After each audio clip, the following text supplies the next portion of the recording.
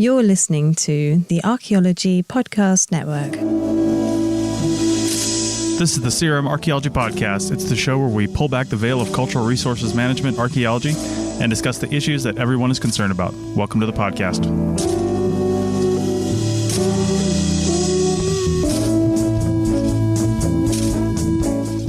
Hello and welcome to the CRM Archaeology Podcast, episode 310. And I'm your host, Heather McDaniel McDevitt. And I'm joined today by Andrew in Southern California. Hey, everybody. What's up? And Doug in Scotland. Hi, guys. Great.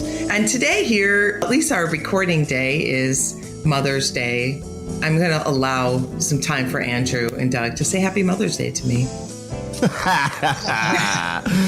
Heather, wishing you the happiest of Mother's Days today on Mother's Day 2025. That's so unexpected. That's right. Appreciate it. Doug, it's your turn.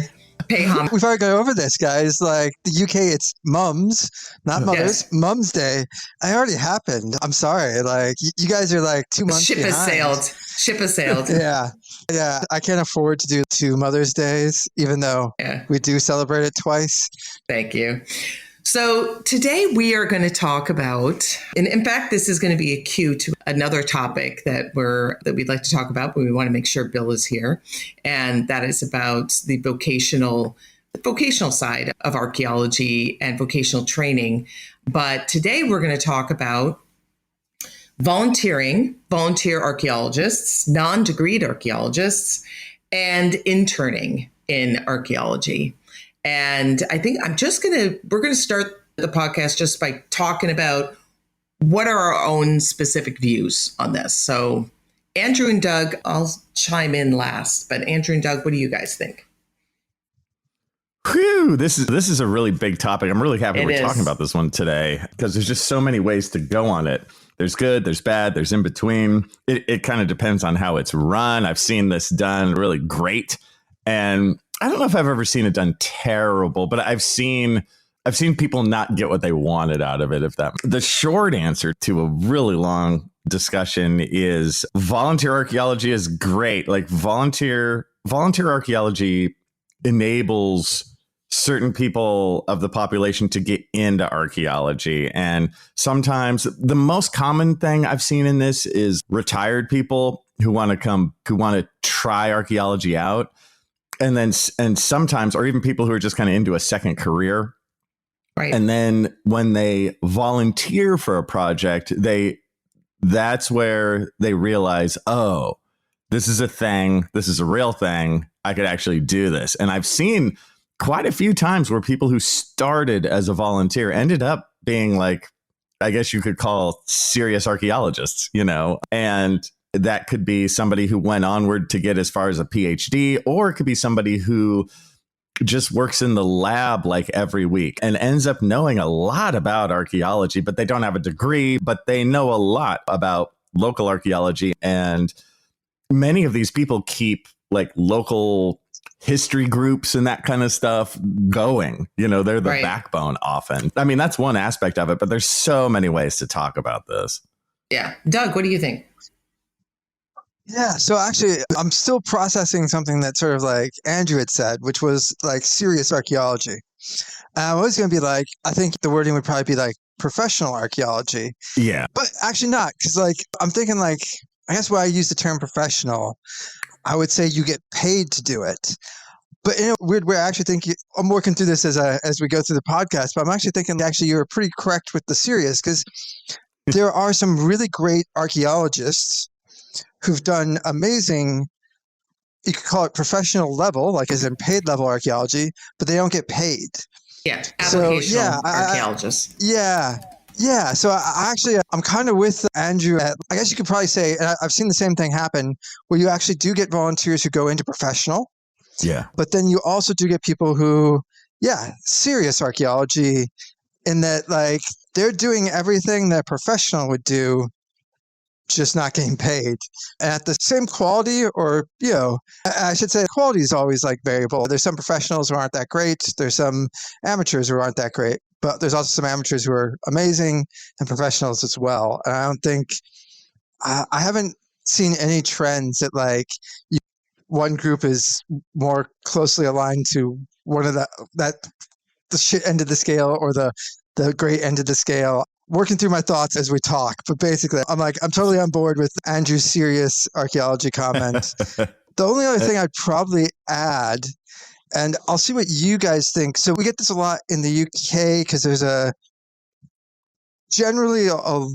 they've had like Time Team on a TV show. You guys had American Time Team, but it only lasted a season or two. But there's a British one that lasted like 20 years. Yeah. There's a lot more on TV. There's a lot more cultural thing, and there's a lot per capita, a higher societies and local history, local archaeology societies around, and there's a lot more volunteering based archaeology and probably like a bit more ability to get involved. There's a lot of reasons for that. I think some people jump a little too quickly to America doesn't have enough history. That's bullshit. That's a whole different rant. But where I was going with that is we hear some professionals who actually get quite defensive. And I guess I would call it a false belief that like people who come up through that are going to steal your jobs. Or, right. If you do too much public archaeology, they're going to basically, instead of paying professionals, they're going to pay amateurs to do it, or not pay amateurs, have amateurs do it, volunteers do it, all that sort of stuff. I'm not sure if do you guys run into that in California at all? Yes. I will say, so I'll answer that, but first I think I'll give my take. First of all, I think there's so many opportunities for volunteer archaeology. One of them, we're just thinking about people that are not experienced in archaeology coming up from that perspective. There are people that have, professors that still want to be involved in archaeology. Archaeology is very tough to give up. It's a passion, something we all love. It's a fun profession. And to give that up is very difficult after you, let's say as a professor, you've retired. So I've seen volunteers of people who are highly experienced, who still want to stay engaged, that are doing it as a volunteer. So I think that we can hit it from both sides of the continuum.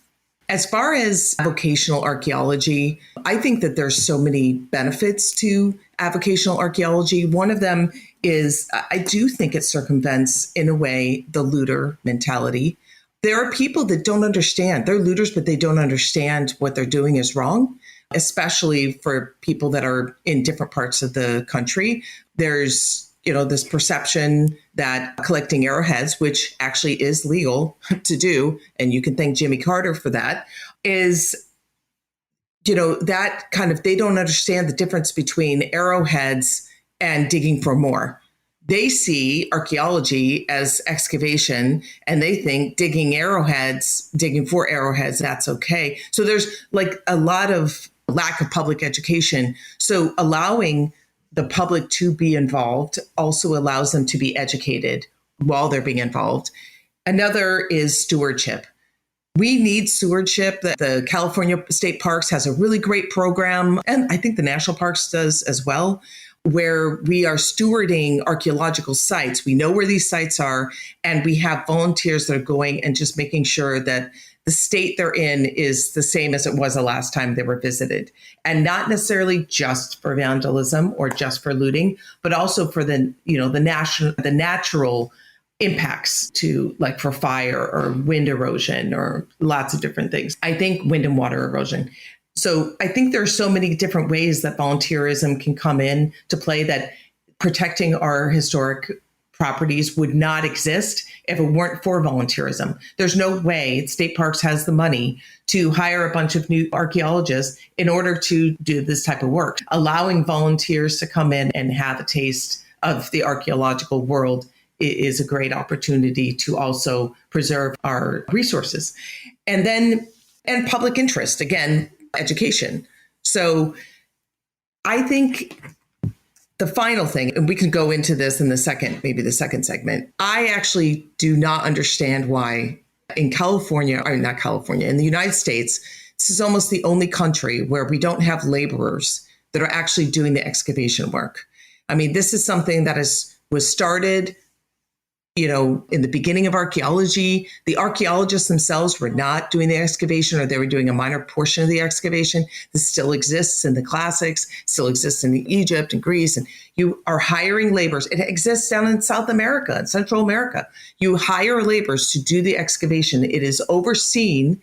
It's supervised by archaeologists. So archaeologists are the ones that are doing the work. They're the ones that are using the education that they have to interpret what is being seen, observed, but the actual excavation is being done by laborers. And that could be people who are passionate and want to volunteer. It could be interns. It could be actually paid staff, but are paid at a lower rate so that the archaeologists can do what archaeologists do. And I think to say that we're excavators is really diminishing our role. And in fact, I think it detracts from our role. I think let's move on to the next segment, and let's talk a little bit more about that aspect. We'll be right back. Welcome back to CRM Archaeology Podcast, episode 310. And we're talking about avocational archaeology. Doug, you had some things to say. Yeah. So like a slight aside, the mention about the arrowhead collecting, it is legal on private land. There is a somewhat misconception that's also legal on public land. And as Heather had mentioned, the sort of Carter loophole that was put into one of the laws, because allegedly Carter likes arrowhead collecting. Short story is it is still illegal on federal land as well.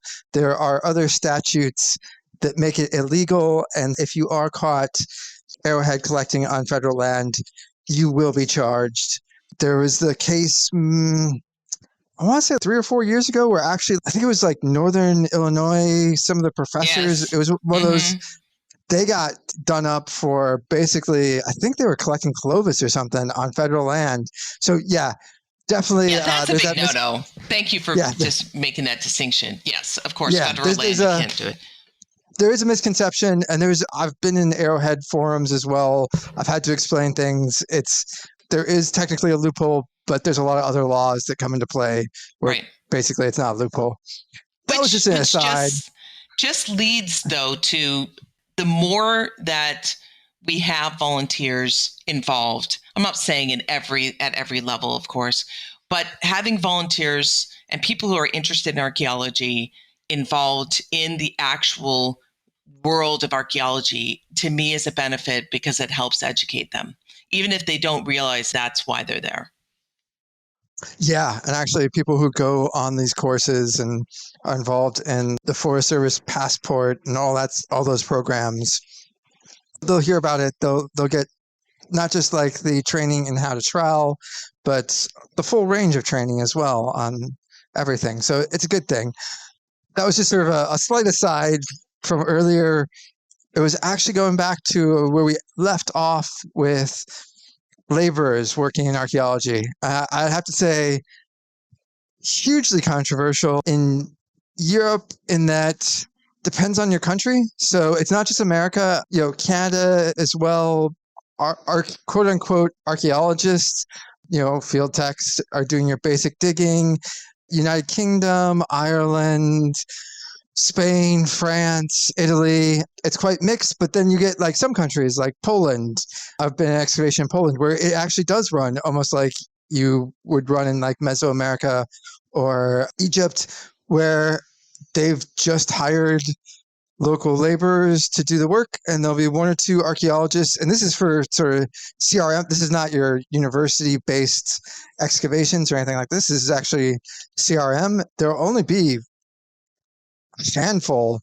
Actually, the site we were on had two archaeologists and maybe half a dozen laborers. So it is quite mixed around the world. And I think we'll probably touch on this, but highly controversial, to say the least. There is definitely a lot of people who that's taking away jobs from archaeologists. The quality is not as good, yada. I'll leave with just one thought, I'll stop with just one thought, which is I actually would push back on the quality not being as good.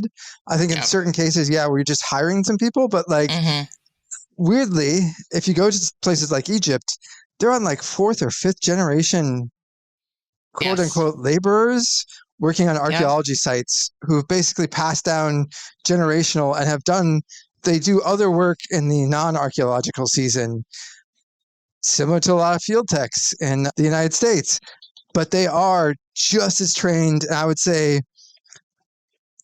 I don't want to put like a number on it, but maybe 10, 20, 100 times better than most of the students who will be on those digs as well. And that's not a knock on the students. They're there to learn. They're students. They're brand new. But these guys have, 20 or 30 years of experience. And so are actually really good archaeologists. The Central and South America as well. Yeah, we have generations. Yeah, this is such a tough one, for me. This is a slippery slope because I have worked obviously in, Central America a whole bunch, and we do hire who we call like the Belizean staff, and we do have like families who've worked with us for years, and they obviously know what they're doing. But sometimes it's a bit of an apples and oranges thing. I would be very cautious about a project in the United States hiring, what we would think of as laborers, because you could see CRM companies immediately go, oh, great, we're just going to hire 10 people at Home Depot and they're going to come out and dig, and that's obviously what you don't want to do. But I could see them doing it. I mean, I think we all could, let's be honest. So I do think it's a real slippery slope around here, but it just depends. It depends on, it's a project by project thing, because if you have like metric tons of dirt to move, then I understand hiring people to come in and just help with the movement of the dirt. That's a fair thing. Like in Belize, it's a bit different. We hire the Belizean staff because they're not just digging. It's like they're helping clear the jungle. There's so much clearing to be done. That's a whole other thing. We're making ties with the local village. We hire not just people to help cut. We hire like cooks and this kind of thing. So it's a whole other situation that you wouldn't really have in the United States. So in Belize, it works great. And we all work together. Like the archaeologists dig as well. We all look poorly on people who are quote unquote bucket sitters. We're like, don't be a bucket sitter, lame. The idea behind it is always everyone's active and everyone's doing things. And it's not just, that guy is there just to dig and we sit on our bucket, and I think that's, man, I could see that happen in some way. So I'm very cautious about the laborer thing, because then even in the academic world, they could go, oh, see, we just hire laborers for the dirty work. So we're going to double down on just teaching theoretical bullshit all day. And we're not going to teach, actual skills in the dirt, because that's for laborers. See, you got to beware. I definitely think that there are some areas that this could definitely go down the wrong path for sure. But I do think I think it needs to at least be talked about and considered. Yeah. And first, let's go back to the beginning of archaeology. If you look at how archaeologists were trained in the past, these were vocational schools. And I don't want to go too far into that because that's the next topic for another episode.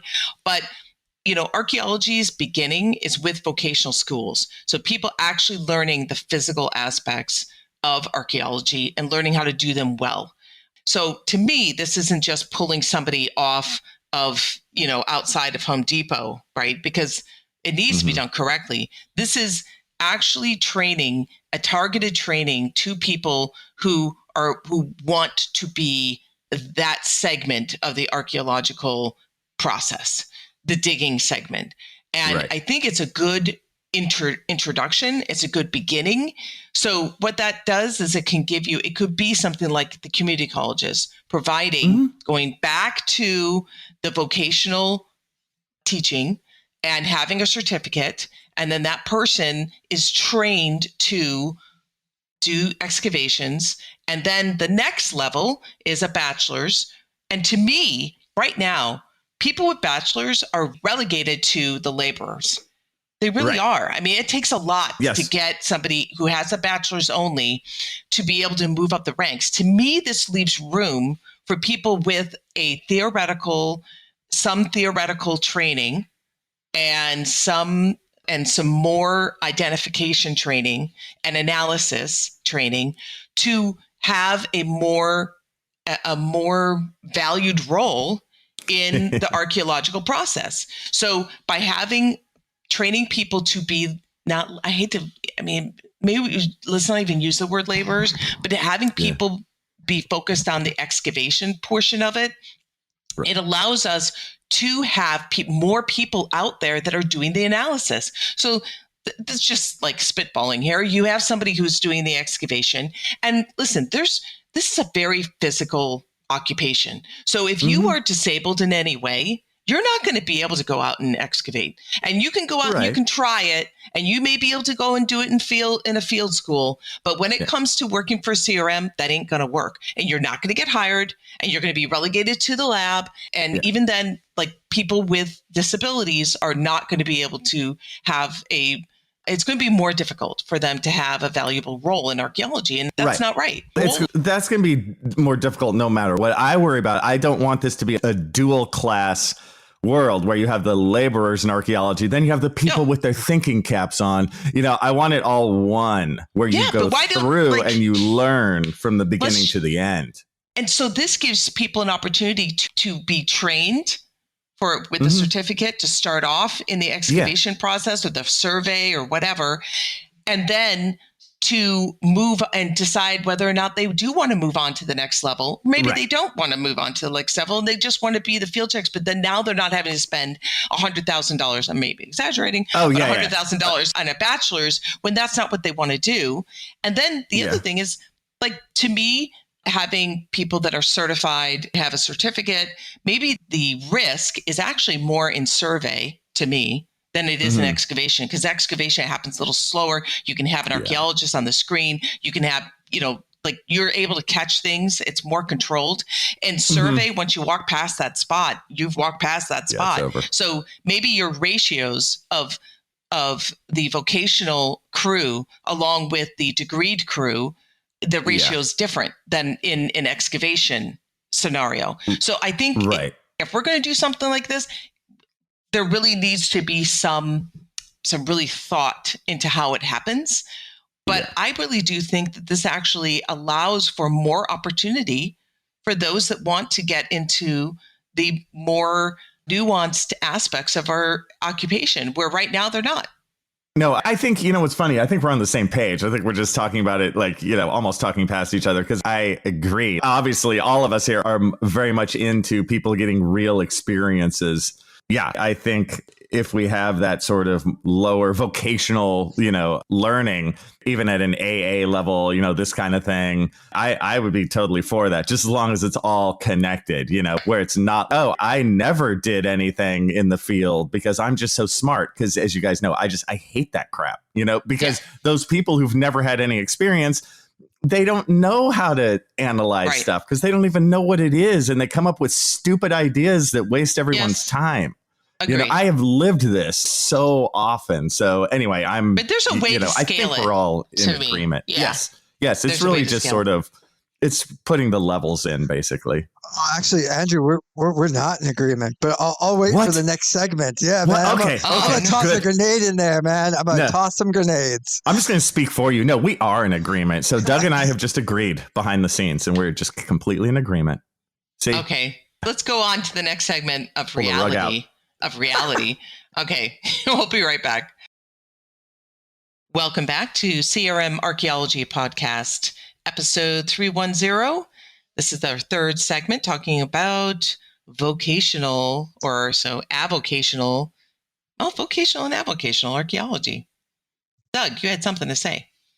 Yeah. So I might have overplayed that. I completely disagree with you guys, but I do, like anything, it's complicated. So one, I'm just going to point people to a couple of books that are on the subject. And first of all, apologies to the authors, because I can only see your name. I'm not sure how it's pronounced, but like Alison Mickles, Why Those Who Shovel Are Silent. So a whole look at laborers at archaeological sites. And then Paul Everill, The Invisible Diggers. So that was a look at the development of diggers and laborers in archaeology going pretty far back. And,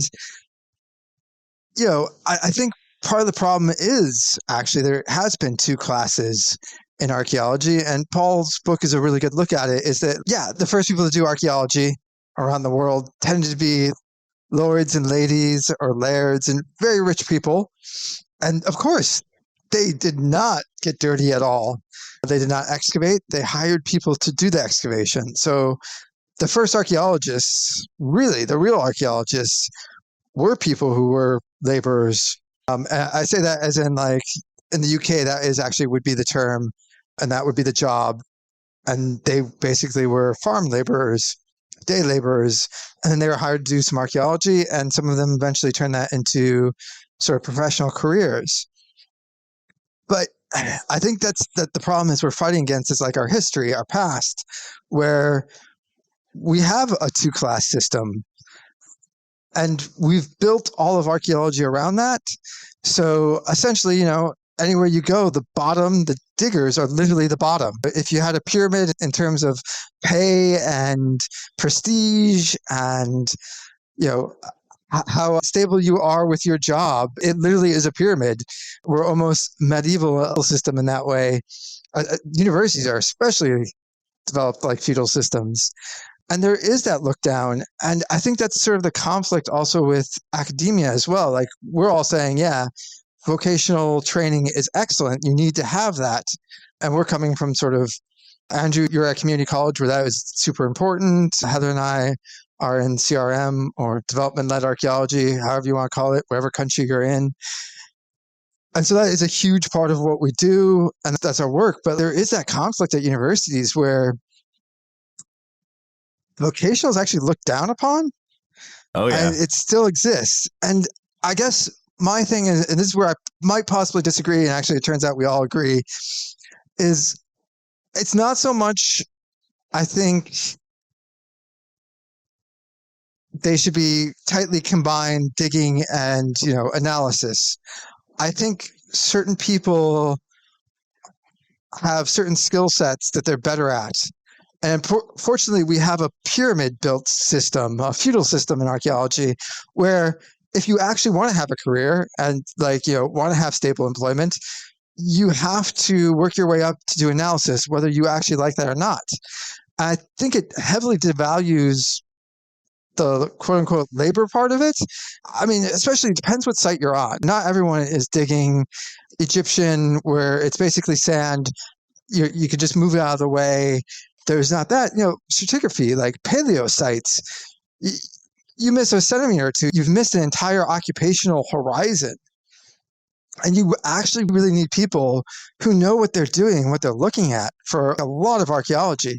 I mean, I've been on sites where I've seen archaeologists, in my opinion, and maybe they were right, and this is the problem, is you actually need really well-trained people, is they've literally made up, in my opinion, teachers. They'll be like, oh yeah, don't you see that that hut circle? I've totally seen that. I'm sorry, I'm laughing. I've totally seen that. Yeah. I know, but that's it. I've, in certain sites, especially when you're dealing with soils and, you know, post holes and structures that are ethereal and you don't have a lot of stone structure, even with stone structure, no offense to historical archaeologists, but sometimes I feel like they blast through a little bit too much of the dirt too quickly when they could learn a lot. But that's a total aside.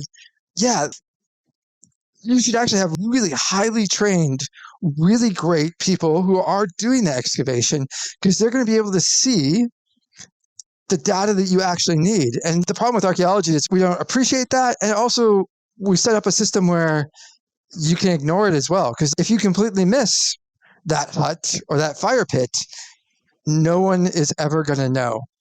And that's why I think, like, our techs or our laborers or whoever's doing the digging should actually be incredibly skilled, because if they miss it, that's it. It's missed. Okay. There's nothing else that you can do with the analysis. So I think what needs to be established is, what do we consider skilled? Because somebody who's gone through, let's say, 4-year degree, doesn't make them skilled.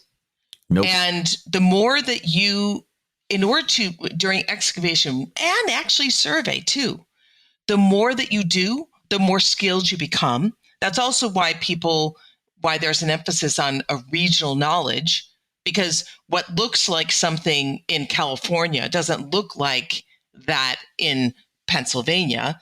So having that regional knowledge, and there's so many, our brains work a certain way where we have to establish a benchmark. We have to establish a neutral in order for an identification of the abnormal or anomalies to pop out.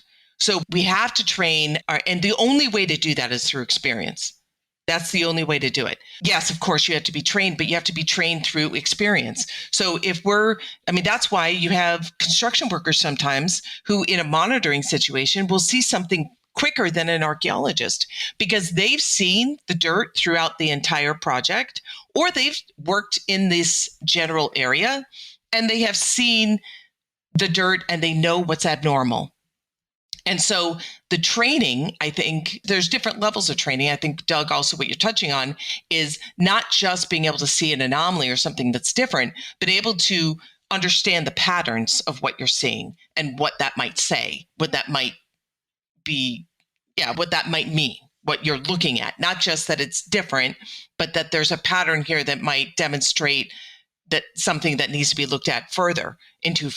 That can be trained from an excavation and a survey. It doesn't necessarily need to be a 4-year degree.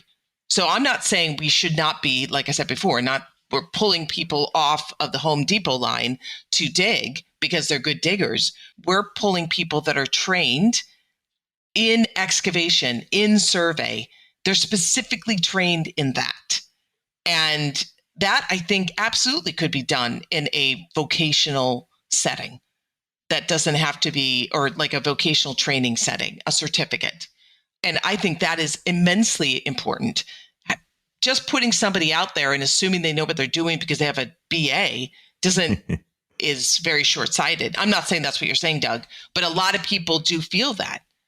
That's true. And I think if we're honest too, most people coming out with a BA, the huge percentage don't have any skills. They are coming out with no skills whatsoever. And that's the true disaster. That's the true sadness. I mean, I always, my students, and I know this is going to be very shocking. I'm going to brag about myself right now. I know everyone, I know. First on the podcast. People are passing out right now. They're like, what?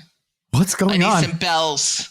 And I brag, but this is a brag that I hate to give, which is, I swear this has never changed. And it's gotten worse in the last 20 years that I've been a full-time professor for 20 years.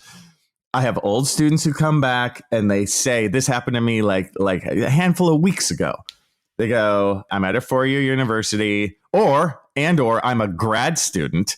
And it went around the class where the professor asked, how many of you have any experience in digging or survey or any of that? They are the only ones to raise their hand. This happens again and again. Well, only Andrew, my students. Yeah. Andrew, I will say this. I'm one of your students, one of your first students, right? Right.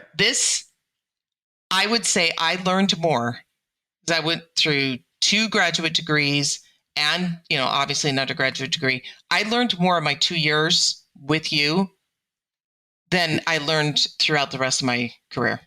And I know, and in seriousness, that makes me feel super happy and super joyous and super mad at the same time. Me too. Because I'm like, why is it just me? Why do I have to keep being the only guy? And now I'm not saying that nobody else does this, because I do know other professionals who do, but it's so rare. And that's the sadness of archaeology. I actually think I came from a really great graduate program for various different reasons. You and I came from the same, at least from master's, from the same graduate program. And it's actually a well-respected program. Excellent. But it's just how the university system is set up. So if I had not had the experience with you, and if I had just gone to the 4-year school with the beginning of my academic career, I would not have had that experience because that's not the way the university system is set up here. Yeah, that's the problem.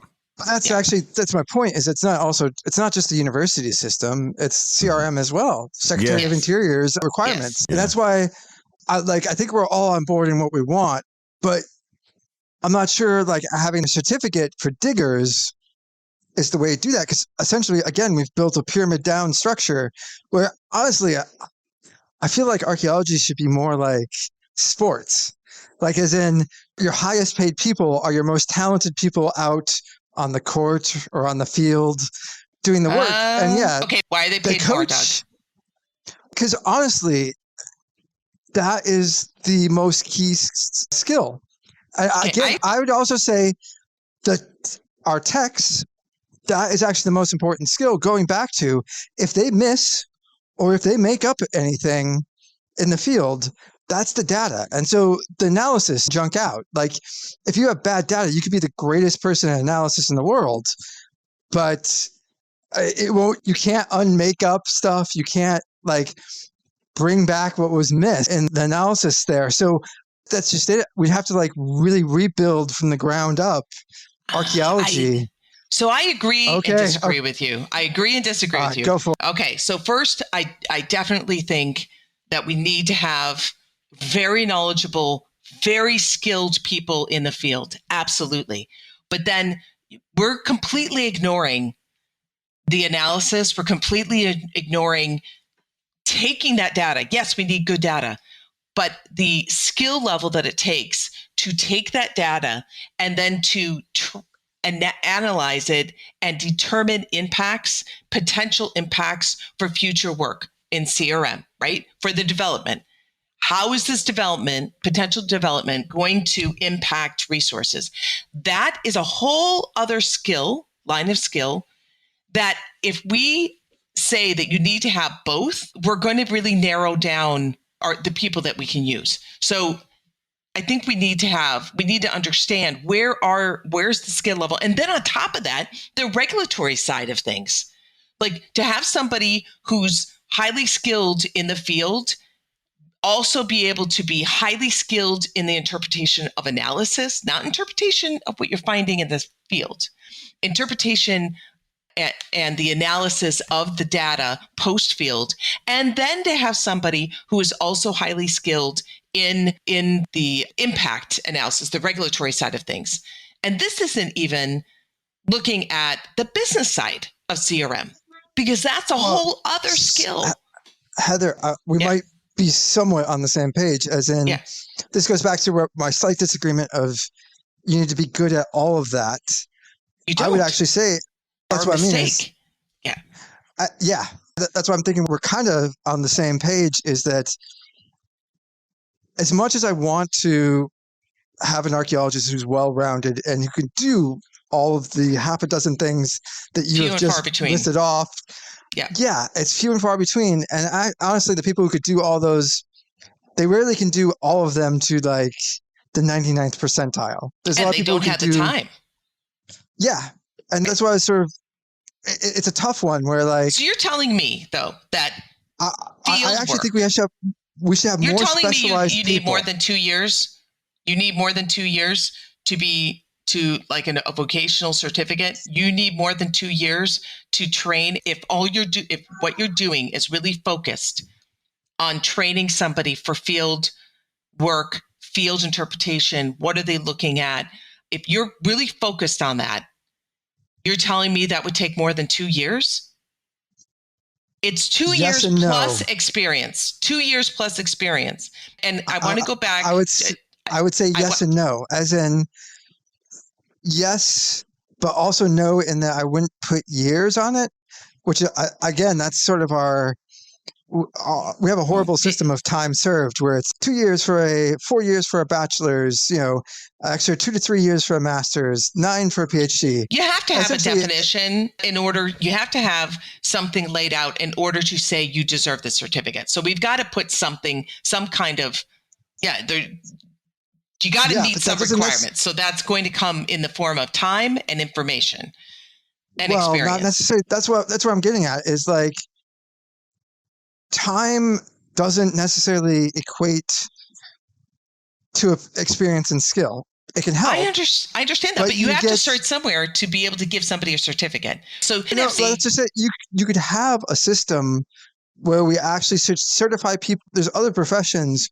who don't certify people on. I get it. You get certified on your skill. So 2 years, I would say, or something like that. And maybe the average person takes 2 years to get to a level where they could pass that. But maybe someone gets there in 6 months or 3 months. Okay. Or maybe but someone Doug, gets there in 5 years. That's a great idea. How do you do that's a great idea, but to set up like the actual working of that, to set that up for each area and to have a test that they're actually going to be able to, that's actually going to be able to determine whether or not they have the skill set. I think it's a combination of both training and then apprenticeship in the field where you move up, here's the problem. We have all this field work, skilled labor, whatever. The field work is homogenized at one level instead of there should be levels within field work. There should be, as you move up based on your skill, your ability, you move up. And I do want to go back to your analogy of having the professional athletes. So professional athletes, the reason they're highly paid is because of the money they bring in, not because they're highly skilled. They bring in the money in part because they are highly skilled people and they're unique. They produce, right? But this is different. To me, that's apples and oranges in archaeology because the value here is different. People are willing to pay the value for a luxury. We're not a luxury. We are a checklist, at least in CRM. We don't have to be. They don't have, that is the way it is until in the United States and other areas, they start using archaeology as a revenue generator, which very rarely happens in the US. Well, no. It does happen hold on a second. It does happen in areas like Egypt and Saudi Arabia, and maybe even in Scotland in some ways, it's a revenue generator. But here in the United States, I'm just talking about, I have some knowledge on the international scene because that's what's informing my opinion here. But in the US, this is a checklist, and a client is not willing to pay an exorbitant amount. Like I work for an engineering company, they're willing to pay a lot of money for civil engineers, for geotechnical engineers. They see the value in it. Now, there could be an argument for we need to build to that value. But right now, what we do in CRM is we check a box. We do something that they have to have done that they do not want to do. The value to me in CRM is us being able to mitigate inadvertent discoveries for them that could stop their construction. But until we can sell that aspect of CRM better than we're selling it now, it is a checkbox, and therefore they are not willing to pay. And as long as we have CRM firms that are willing to lowball and clients that don't see the forest for the trees, because eventually those CRM companies that lowball are going to cost you money in the long run, usually, that we are not producing something of high value to the client that they're willing to pay a large amount of money for. And that's where it's different than sports. Yeah, and I think we're in complete agreement on that. And my point is not where we are now. My point is because of where we are now, vocational skills are never going to be valued. And it goes back to Andrew's thing about why aren't more people doing it? And it's because it's not valued in academia. It's not valued in CRM. It's not valued by the laws. And so that's my whole point, is actually our entire system is built to not actually teach people vocational skills. Or if we do teach them vocational skills, it's built so that they can't actually have a career with those vocational skills. So that was my main point, is we actually need to think about changing a lot more than we're sort of working at the margins. And I'm not saying we shouldn't do vocational skills and we shouldn't focus on them. We definitely should, but it's part of a larger picture where if you actually want to have value and you want those vocational skills to be valued and you want more people to do it, you basically have to change how we do archaeology. And that's not just CRM, that's academia as well. You get promoted based off of your publications, not on how well you are able to excavate. And that's just it. So what I'm saying is why I want a sports model is I want a system that allows that to happen. Not that we have that system now, and not that it could work. Oh, shit. I think Okay. you eloquently put why it could not work. That's where I'm going with that is, you know, it's the heart of all these arguments about vocational. It's like you go to academics and you're like, why don't you guys teach vocational skills? People aside, like Andrew, who's at a community college where that's important, it's because it's not important. They're not getting promoted on that. We're talking about solutions that you have to sort of make systematic changes to a whole system to see the results that we want, not just simply make the most amazing vocational program that's ever been made in the history of the world. You can do that, but it won't change anything. So, Doug, thank you so much for setting up the next episode of CRM Archaeology Podcast. We'll be talking about vocational training. Stay tuned for that. That's it for another episode of the CRM Archaeology Podcast. Links to some of the items mentioned on the show are in the show notes for this podcast, which can be found at www.archpodnet.com/CRMArchPodcast. Please comment and share anywhere you see the show. If you'd like us to answer a question on a future episode, email us. Use the contact form on the website, or just email chris@archaeologypodcastnetwork.com. Support the show and the network at archpodnet.com/members. Get some swag and extra content while you're there. Send us show suggestions and interview suggestions. We want this to be a resource for field technicians everywhere, and we want to know what you want to know about. Bye. Thanks for listening, and we'll see you in the field. See you guys next time. For a minute there, I was worried, Andrew, that you were going to beat me to be the last person to say. I know. I wanted that. I didn't have it. Doug, was that your goodbye? That was my goodbye. I said It was. Oh, okay. Yeah. We'll see you next time, all.